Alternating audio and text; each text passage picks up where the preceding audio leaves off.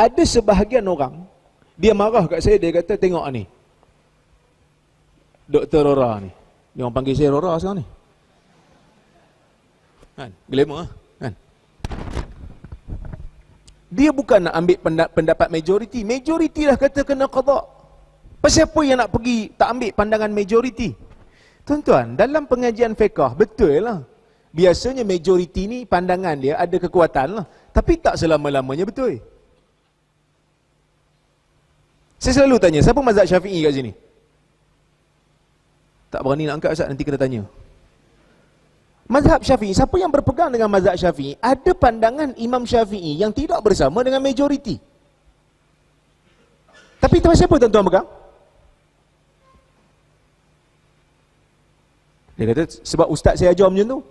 Sebab itu kita katakan, kebenaran itu tidak selama-lamanya diukur dengan majoriti. Kalau nak pegang majoriti, tuan-tuan, patut bismillah kena slow. Itulah majoriti. Tapi tuan-tuan pegang Syafi'i, baca bismillah kuat. Kita pun tak heran, tak apalah, khilaf. Khilaf fiqh.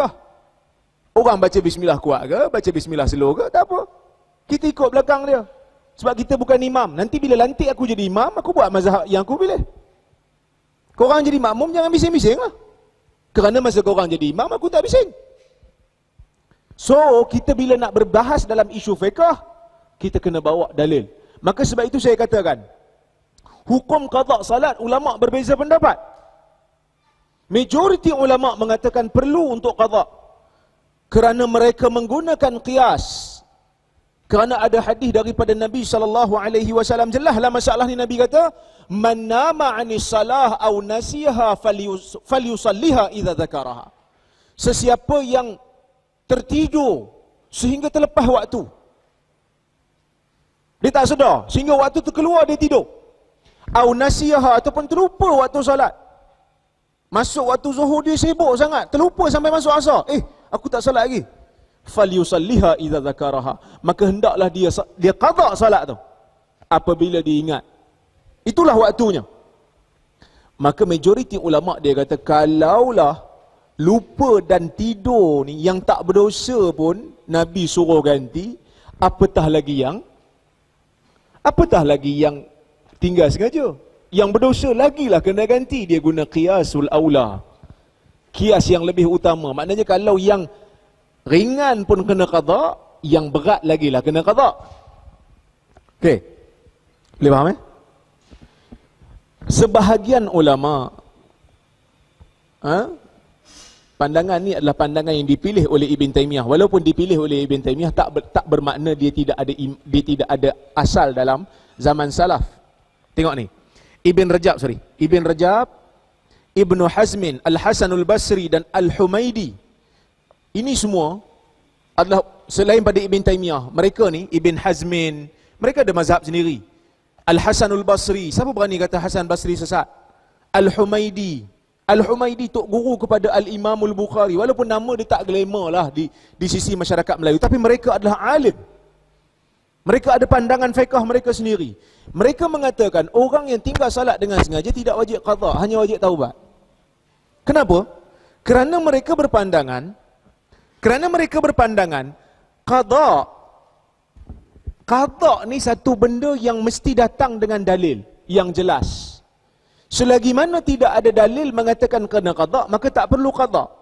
Oleh kerana dalil hanya menyebut salat yang perlu qada ni orang yang lupa dan tidur, tak sebut pula yang sengaja, maka sebab itu tak perlu qada. Yang hanya perlu taubat. Ada juga mazhab majoriti yang berhujah, dia kata memanglah tak wajib qada bagi mazhab ni. Sebab mazhab ni kata siapa yang tinggal salat dengan sengaja kafir. Siapa yang tinggal salat dengan sengaja kafir. Maka hukum bagi orang yang kafir taubat dan masuk Islam balik, tak payah qada. Tak juga, kerana ada pandangan di kalangan ulama, orang murtad bila dia masuk Islam balik ada benda yang dia kena qada. Terutamanya puasa. Kalau dia murtad tengah-tengah puasa, dia kena qada balik. Maka persoalan qada ataupun tidak memerlukan kepada dalil yang jelas mengikut mazhab yang kedua. Dan pandangan inilah yang dipilih oleh Ibn Taymiyah rahimahullah.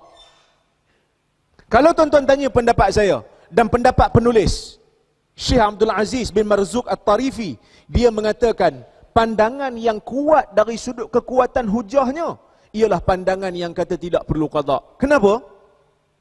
Kenapa?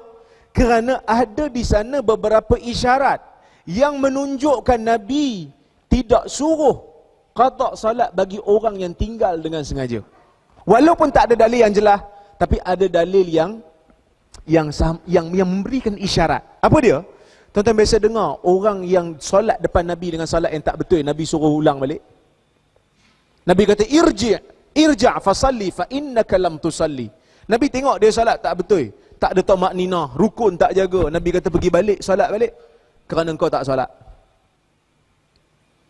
Tuan-tuan, orang lelaki ni bila dia solat macam tu, semalam dia solat macam tu tak? Kita tengok satu orang solat, tamakninah tak ada, rukun tak jaga. Kita tegur dia, ni solat tak betul ni. Pergi solat balik. Hang tak solat sebenarnya. Pergi solat balik, jaga rukun balik, jaga tamakninah. Kan? Dia solat sebelum ni macam mana? Macam tu. Macam itulah dia solat. Sebab tu dia solat sekarang macam tu. Maksudnya semalam dia solat macam tu, kemarin pun dia solat macam tu. Dia buat macam tu kerana dia jahil. Maka Nabi suruh ulang. Nabi tak suruh ulang. Nabi tak tanya, sejak bila kau solat macam ni? Sejak 5 tahun sudah. Qada semua. Nabi tak kata. Nabi kata pergi ulang balik waktu tu.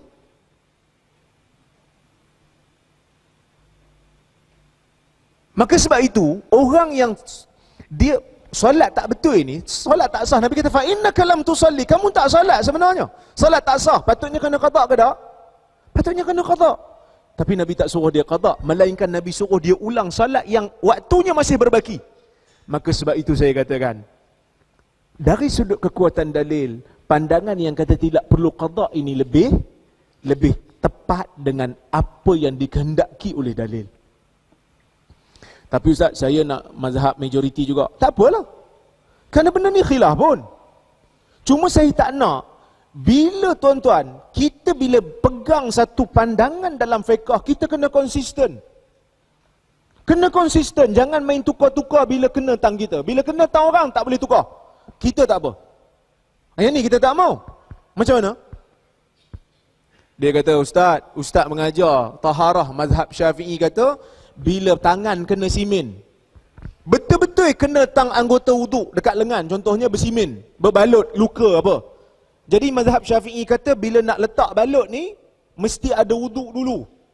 Pergi ambil wuduk dulu, lepas tu balut, lepas tu bila berhadas nak salat, sapu. Bila sampai tang tu, sapu atas balutan, baru tak kena qada.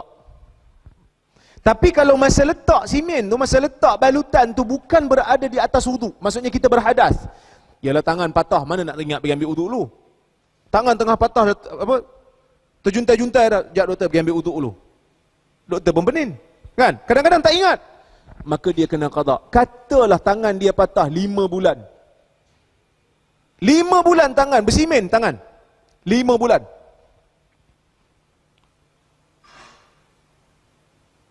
Dia kena qada balik. Walaupun, itu mazhab Syafi'i, walaupun dia masa dia berbalut tu, dia solat juga. Cuma dia bila dah baik, dia kena qada. Saya kata mazhab Syafi'i macam tu lah. Tapi kalau ikut Hanbali tak perlu qada, kerana solat tu sah. Walaupun masa bakai balutan tu tak ada wuduk. Masa dia belajar, Ustaz, saya kena ikut mazhab Syafi'i Ustaz, kerana kita kena berhati-hati lah masalah ni. Tiba-tiba Allah Ta'ala uji tangan dia patah. 5 bulan kena qada. Masa tu baru tanya, mazhab lain dah Ustaz? Belum kena tang batang hidung sendiri, kita boleh cakap. Kenapa saya pilih pandangan yang kata tak perlu qada, hanya perlu taubat? Kerana yang pertama, dari sudut kekuatan dalil tu ada. Yang keduanya, kita nak orang kembali kepada Islam. Kalau setakat qada 1-2 waktu ni tak apa. Katalah orang nak kembali pada Islam, 25 tahun tak pernah salat. Tuan-tuan, saya pernah jumpa orang yang memang 25 tahun tak pernah salat. Lepas tu dia nak kembali pada Islam, umur 40 tahun. Dengar orang kata umur 40 tahun ni dia apa? Umur, kita kata transition punya umur. Kalau tak berubah, susah nak berubah dah. So dia kata, Ustaz, bila sampai 40 tahun ni saya ingat nak salat lah Ustaz. Tapi saya tak pernah salat semenjak pada balik 25 tahun. Tiba-tiba kita kata kena qada balik tu 25 tahun. Kalau ikut mazhab Syafi'i. Takut-takut nanti dia kata, tak apalah Ustaz, saya memang ahli neraka lah macam tu. Kan? Tapi saya tak nafilah, mazhab Syafi'i pun dia kata qada tu sekadar yang mampu. Cuma takut orang tak nak kembali pada agama kerana dia fikir benda tu berat. Dia berbeza dengan puasa kerana puasa bukan hari-hari. Maka sebab itu puasa kena qada. Puasa bukan hari-hari. Tapi salat ni sehari 17 rakaat. Cuba bayang 25 tahun. Cuba bayang 25 tahun. Macam mana? Agak-agak. Berapa ratus ribu rakaat kita kena ganti. Maka sebab itu saya katakan, qada salat ini tidak wajib bagi orang yang meninggalkan salat dengan sengaja. Baik.